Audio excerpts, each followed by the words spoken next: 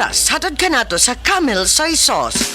Camel, sukang puti, sasuan mo palami. Camel, sukang puti, maunag yun imong mapili. Camel, sukang puti, sasuan mo palami. Camel, sukang puti, anita na ang sekreto, ang sekreto sa lami.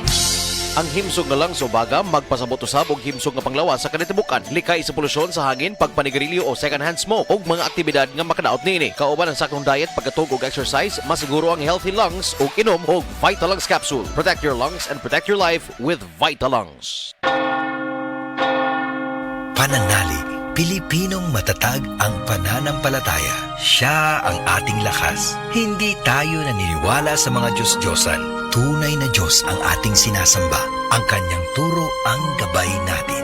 Huwag kayong sasamba sa ibang mga Diyos maliban sa akin. Exodus 23. Pilipinas, nananalig kay Jesus. Ikaw ay M-Extraordinary Pinoy. Brought to you by MX3 Coffee and Tea. MX3.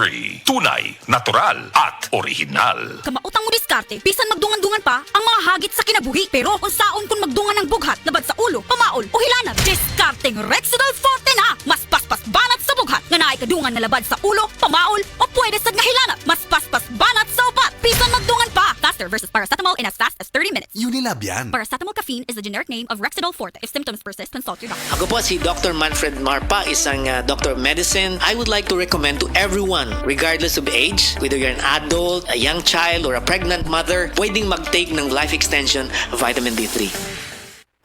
Ubong di mawala, naanay bakterya o virus. Sa baga, pag Solmux Advance, maayo mo limpyo og baga, mong paspas makapaayo og ubo. Solmux Advance in liquid na. Resolve copied phlegm in as fast as 3 to 5 days when taken 3 times a day. Carbocysteine plus zinc is the generic name of Solmux Advance. If symptoms persist, consult your doctor. Solmux Advance, magaling maglinis ng lungs, mabilis magpagaling ng ubo.